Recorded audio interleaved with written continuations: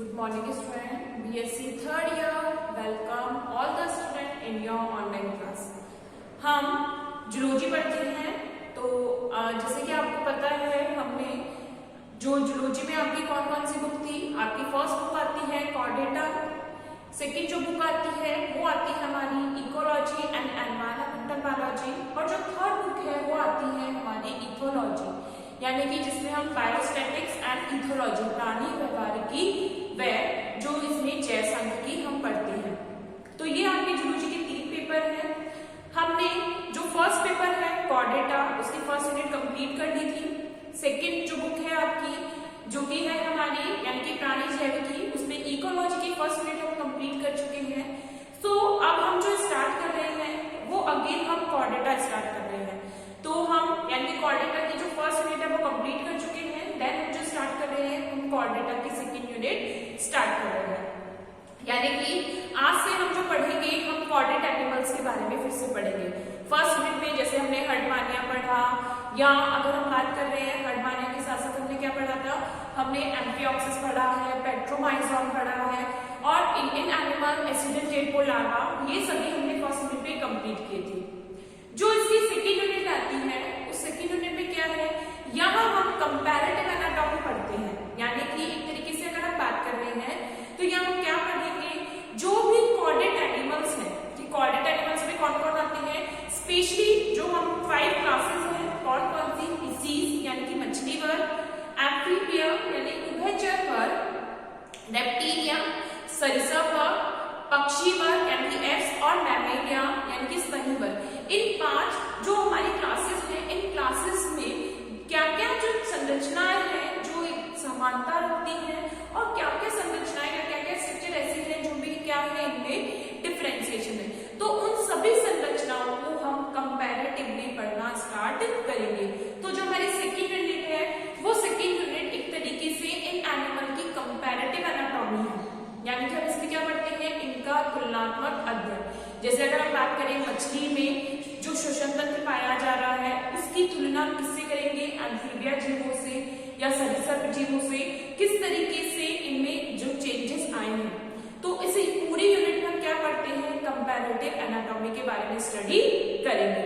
तो चलिए हम आज की क्लास हमारी स्टार्ट करते हैं, और फर्स्ट जो हमारा टॉपिक आता है वो क्या है, अध्यावरण।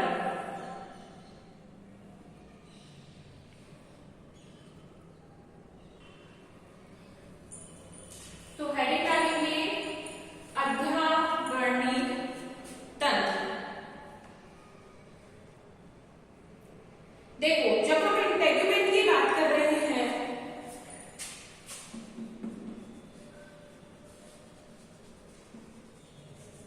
इंटेगुमेंट्स या इस तरीके से अगर हम बात कर रहे हैं स्किन, अगर हम कह सकते हैं, यानी कि जो एनिमल है उनकी बॉडी के ऊपर जो लेयर प्रेजेंट होती है उस लेयर को क्या कहते हैं, इंटेगुमेंट कहते हैं। यानी कि जो स्किन है, त्वचा जो है, उसको हम क्या कर सकते हैं, उसको हम इंटेगुमेंट के बारे में डिनोट करते हैं कि वो क्या होती है, इंटेगुमेंट है। अब इस इंटेगुमेंट की अगर हम बात करते हैं तो मोस्ट प्रोबेबली जो इंटेगुमेंट होता है उसकी हम 2 लेयर्स के बारे में बात करते हैं। जो आउटर लेयर है यानी कि बाह्य परत, और क्या होती है, आंतरिक परत। तो जो स्किन होती है उसकी तो क्या होती है, बाह्य परत है, जिसको हम क्या कहते हैं, एपिडर्मिस, और सेकंड जो होती है उसको हम क्या कहते हैं, डर्मिस, या इसको हम क्या कहते हैं, कोरियम। तो जो इंटेगुमेंट है हर एनिमल की बॉडी के ऊपर क्या पाया जाती है, स्किन पाई जाती है, क्या पाया जाता है, अध्यावरण पाया जाता है, चाहे वो कोई सा भी एनिमल हो, क्योंकि यहाँ हम जो पढ़ेंगे, यहाँ हम 5 जो क्लासेस हैं उन क्लासेस में कंपैरेटिवली पढ़ेंगे, यानी कि जो फिशीज होती हैं, मछलियां जो होती हैं, उनके इंटेगुमेंट की क्या विशेषता है, जो रेप्टिलियन एनिमल है, एम्फीबियन एनिमल है, इन एनिमल के इंटेगुमेंट की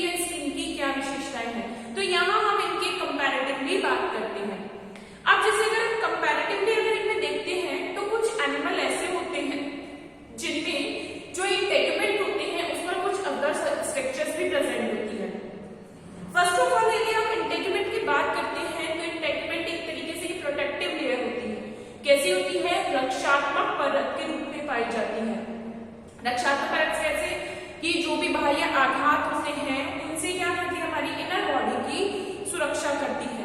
तो बहुत सारे एनिमल ऐसे होते हैं जिनके इंटेगुमेंट के ऊपर क्या पाए जाते हैं, जैसे शल्क होते हैं, स्केल्स। कुछ एनिमल ऐसे होते हैं जिनमें क्या पाए जाते हैं, स्पूट्स पाए जाते हैं। जैसे हमने क्या बात करी थी, कुछ एनिमल की बाह्य त्वचा के ऊपर क्या पाए जाते हैं, स्पूट्स पाए जाते हैं। कुछ एनिमल होते हैं जैसे कि अगर हम बात करते हैं, हॉर्न्स निकले रहते हैं, सींग है, नेल्स है, ये सारी स्ट्रक्चर्स किसकी होती है, ये सारी की सारी स्ट्रक्चर भी किसके पार्ट होती है, इंटेगुमेंट के पार्ट होती है। तो इन सब चीजों को हम डिटेल में स्टडी करेंगे। फर्स्ट ऑफ ऑल हेडिंग डालेंगे अध्यावरण।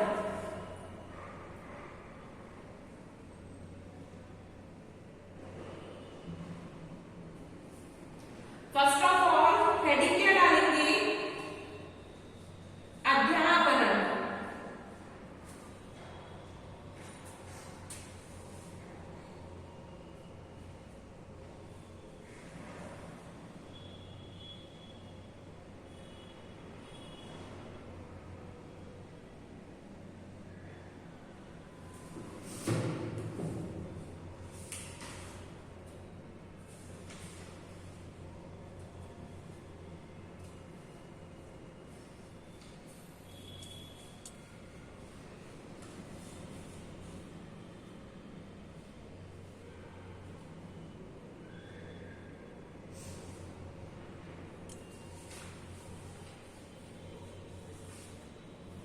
लिखेंगे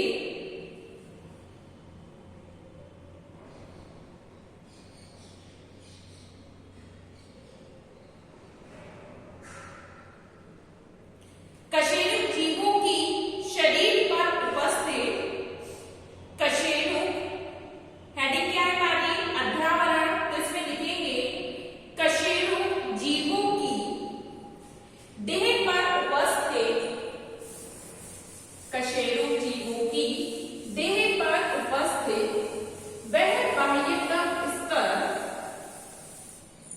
कशेरुक जीवों की देह पर उपस्थित वह बाह्यतम स्तर जो कि त्वचा,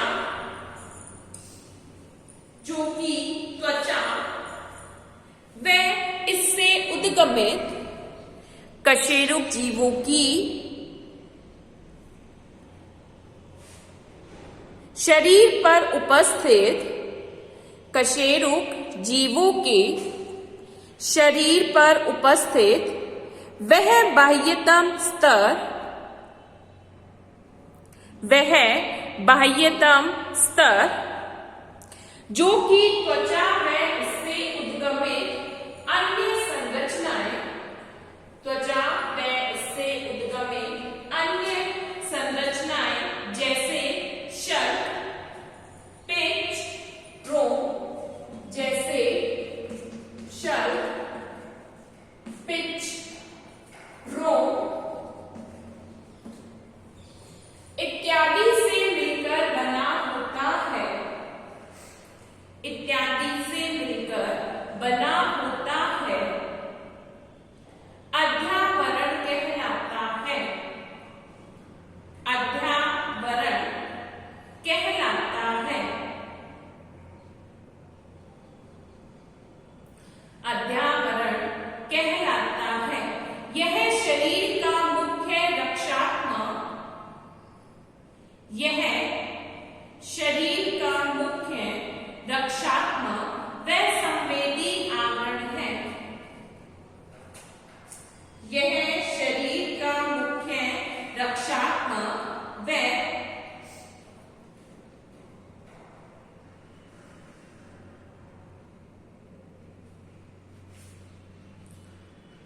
रक्षात्मक व संवेदी आवरण है, जो कि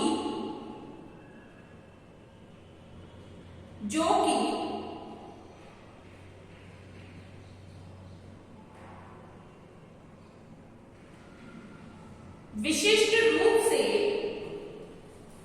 जो कि विशिष्ट रूप से निर्मित होता है,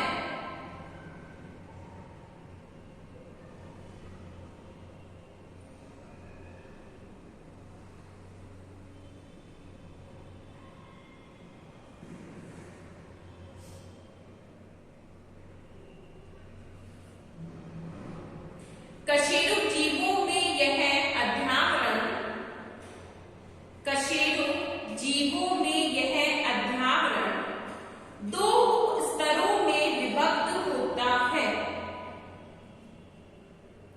दो उप स्तरों में विभक्त होता है।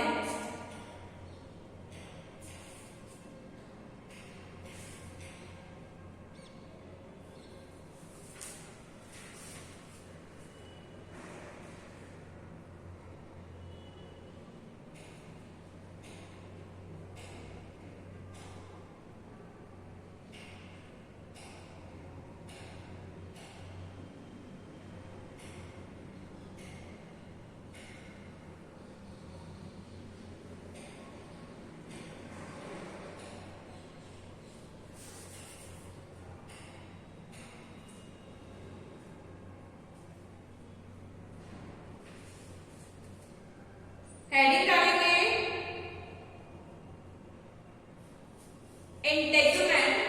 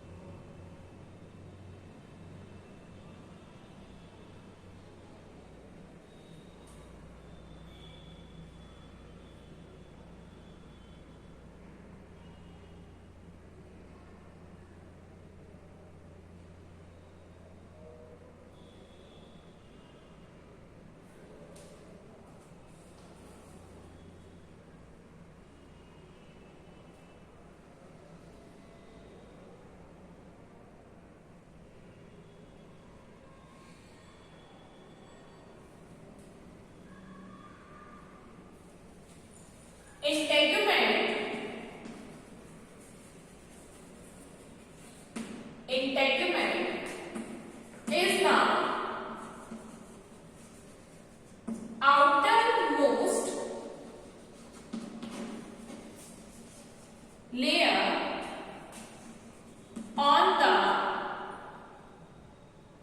outermost layer, and tegment is the outermost layer which found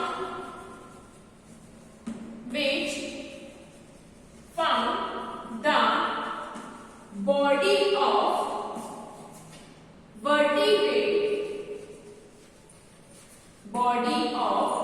vertebrate animals and made up of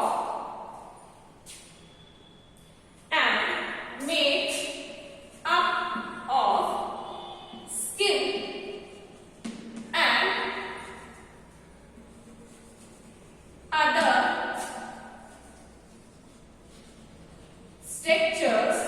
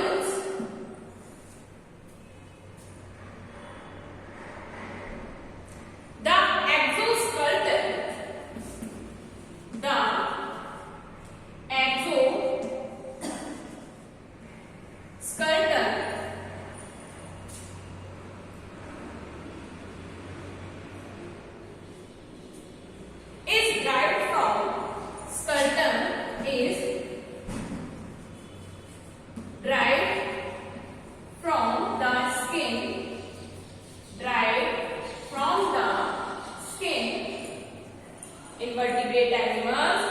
Exoskeleton is derived from the skin.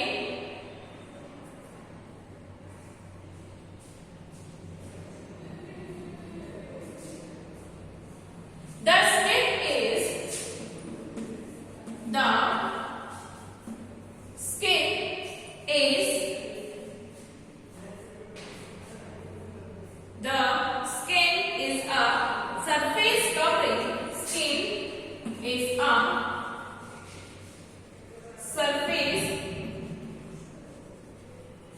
covering. Skin is a surface covering and easily sparable. Easily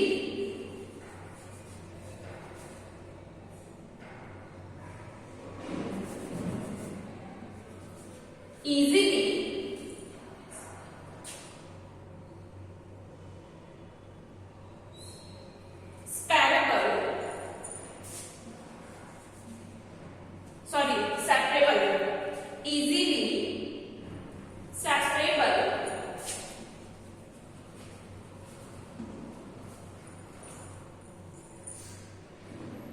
From the underlying. From the underlying. From the underlying muscular layer.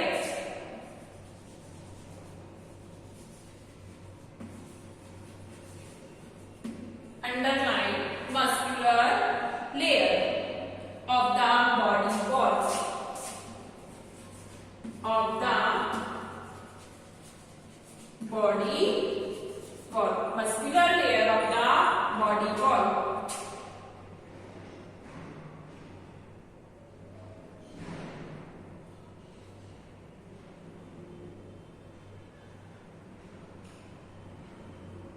It has two layers. It has two layers as epidermis. Second dermis. Two layer कौन सी है? एक है epidermis और दूसरी कौन सी है? डर्मिस.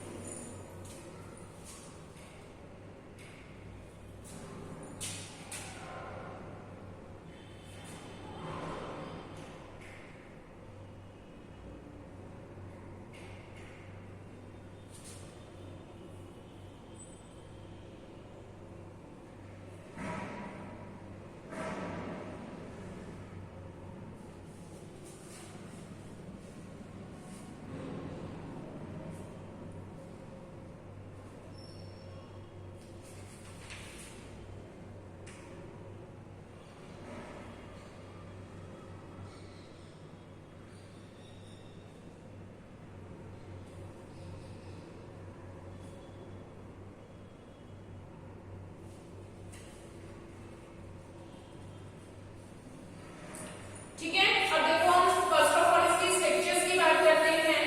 अभी हम किसके बारे में बात कर रहे हैं? कलेक्टिवली. अभी हमने कंपैरेटिवली बात नहीं की है. हम इंटेग्यूमेंट्स की जनरली बात कर रहे हैं. तो इंटेग्यूमेंट को अगर हम जनरली डिफाइन करते हैं तो इंटेग्यूमेंट क्या है? एक आउटर मोस्ट लेयर है. तो आउटर मोस्ट लेयर में इंटेग्यूमेंट किससे फॉर्म होता है या अध्यावरण किससे बनता है? त्वचा से, स्किन से और उसके साथ साथ बनने वाली अन्य संरचनाओं से. जैसे अगर हम कहते हैं कुछ एनिमल्स में क्या मिलते हैं? फेदर्स मिलते हैं. कुछ एनिमल्स में स्पूट्स मिलते हैं. शूप या स्पाइक्स कह सकते हैं. या कुछ एनिमल में स्केल्स मिलते हैं. अगर हम मछली में बात करते हैं तो उनकी त्वचा के ऊपर क्या पाए जाते हैं? स्किन के ऊपर शल्क पाए जाते हैं. अगर हम इनकी बात करते हैं, अगर हम मैमेलियन एनिमल्स की बात कर रहे हैं, स्तनी वर्ग की बात कर रहे हैं, तो उनकी त्वचा के ऊपर क्या पाए जाते हैं? रोम पाए जाते हैं, हेयर्स पाए जाते हैं. तो इन सभी संरचनाओं से मिलकर किसका फॉर्मेशन होता है? इंटेग्यूमेंट का फॉर्मेशन होता है या अध्यावरण का फॉर्मेशन होता है. हम इसको जो मानते हैं, इंटेग्यूमेंट को जो मानते हैं कि ऐसा ये क्या है? एक स्किन है. तो स्किन को हम क्या कह सकते हैं? ये आउटर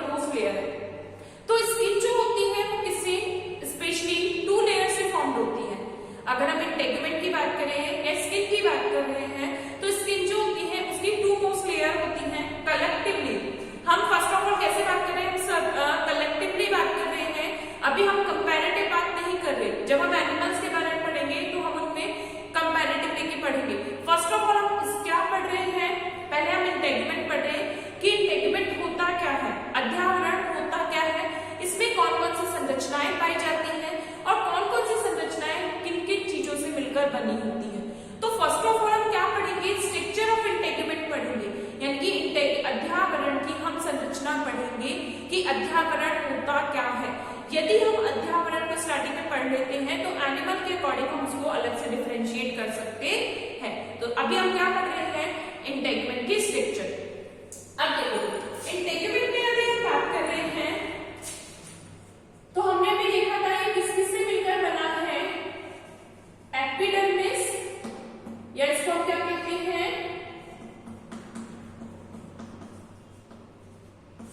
और दूसरी क्या होती है, डर्मिस। दो प्रमुख लेयर होती है जो कि इसकी ठीक होती है। एक कौन सी होती है, जो बाह्य लेयर होती है कि आउटर मोस्ट लेयर होती है, उसको हम क्या कहते हैं, एपिडर्मिस। और जो इनर लेयर होती है उसको हम क्या कहते हैं, डर्मिस। तो जनरली इनमें क्या पाई जाती है, जीवों में, चाहे वो स्पीसीज हो, चाहे वो एम्फीबिया हो, चाहे वो कौन सा हो, सरीसृप हो, सब में क्या मिलती है, एपिडर्मिस और डर्मिस मिलेगी। तो जो एपिडर्मिस है ये कौन सी होती है, ये बाह्य स्तर है, यानी कि सबसे पहले बाह्य जो स्तर होता है वो किसका पाया जाता है, एपिडर्मिस का पाया जाता है। और ये कौन सी होती है, ये आंतरिक स्तर है, यानी कि एपिडर्मिस के नीचे जो लेयर प्रेजेंट होती है वो किसकी होती है, डर्मिस की होती है। अब फर्स्ट ऑफ ऑल अगर हम इनकी बात कर रहे हैं, जो एपिडर्मिस होती है ये पतली परत के रूप में पाया जाता है, थिन लेयर होती है। कैसी होती है, पतली परत के रूप में ये पाया जाता है, थिन लेयर के रूप में ये उपस्थित होता है। जबकि अगर हम डर्मिस की बात कर रहे हैं तो डर्मिस कैसी होती है, मोटी लेयर, यानी कि थिक लेयर है। एपिडर्मिस पतली परत के रूप में पाया जाता है, जबकि जो डर्मिस होता है ये थिक लेयर के रूप में पाया जाता है। अगर हम इनका क्या देखते हैं, उद्गमन देखते हैं, यानी कि ओरिजिनेट कहां से होती है, तो एपिडर्मिस किससे बनती है, एक्टोडर्म से। एपिडर्मिस किससे बनती है, एक्टोडर्मल सेल से बनती है। किससे, एक्टोडर्मल सेल से जो बनती है वो कौन सी होती है, एपिडर्मिस होती है।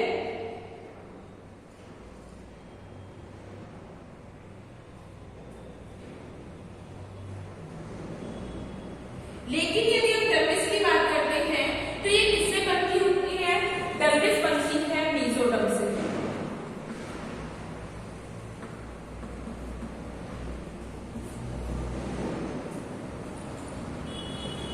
तो सभी जीवों में जब हम कलेक्टिवली बात करते हैं सबसे पहले क्या मिलती है, एपिडर्मिस मिलती है, और फिर कौन सी मिलती है, डर्मिस मिलती है।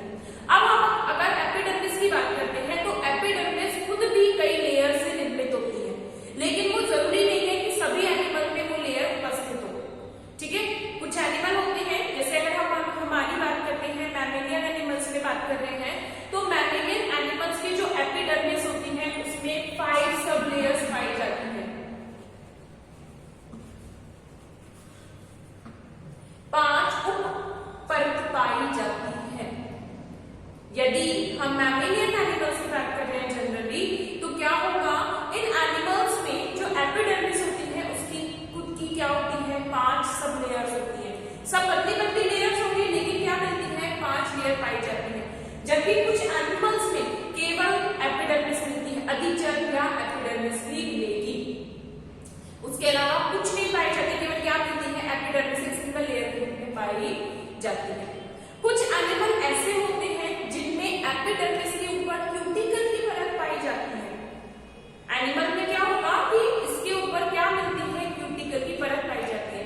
तो इससे क्या होता है कि क्यूटिकल क्या है, एक मृत परत होती है, वो क्या कर रही है, शरीर को सुरक्षा प्रदान करती है। तो प्रमुख रूप से यदि हम बात कर रहे हैं, जो स्किन होती है उसकी 2 मेन लेयर है, कौन सी, एपिडर्मिस, और सेकेंड कौन सी होती है, डर्मिस। ठीक है, लिखेंगे अब इसमें,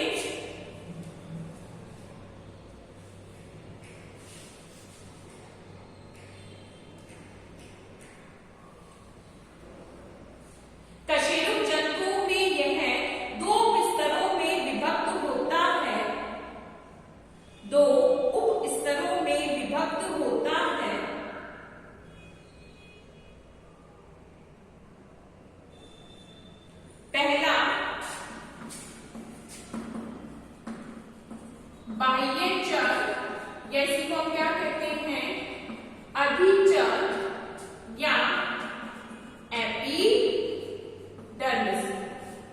बाह्य चर या इसी को क्या कहते हैं, अधिचर या इसी को क्या कहते हैं, एपिडर्मिस। और दूसरा क्या होता है, चर या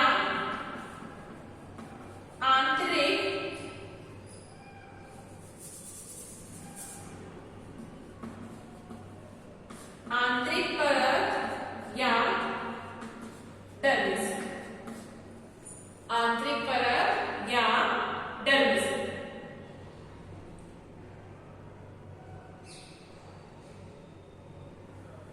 सबसे पहले लिखेंगे बाह्य चर या एपिडर्मिस। सबसे पहले किसकी बात कर रहे हैं, बाह्य चर या एपिडर्मिस।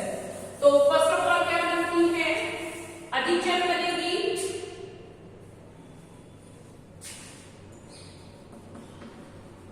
अधिचर या एपिडर्मिस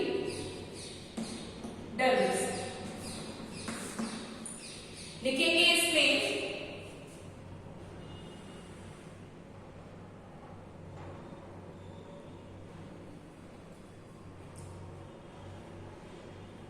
अधिचर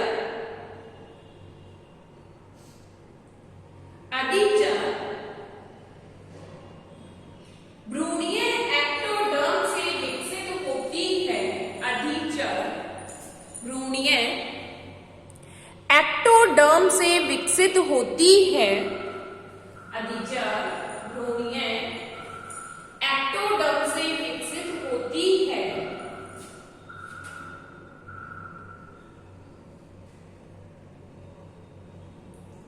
यह अनेक परतों से बनी, यह अनेक परतों से बनी स्तरित उपकला ऊतक की परत है। अनेक परतों से बनी स्तरित उपकला, स्तरित उपकला ऊतक की बनी परत है।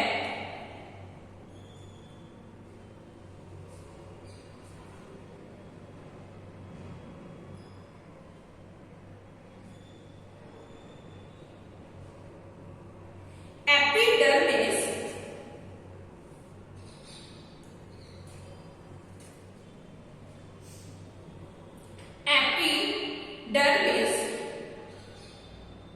में सूक्ष्म अंतराकोशिकीय सेतु पाए जाते हैं।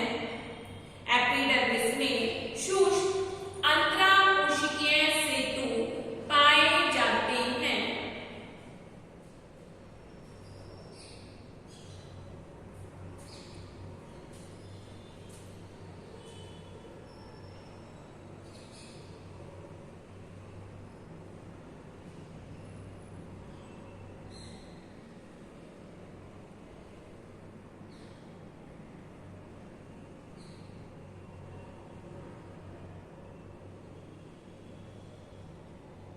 यह एपिडर्मिस,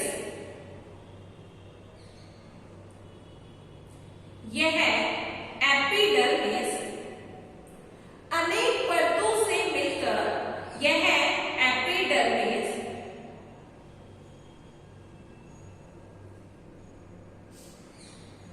पांच उपपरतों में विभक्त होती है। यह एपिडर्मिस पांच उपपरतों में विभक्त होती है।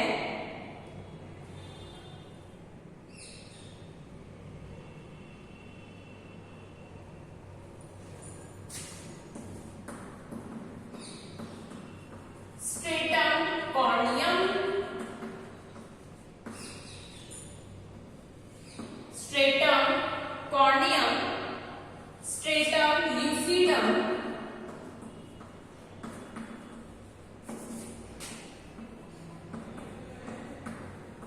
Stratum lucidum,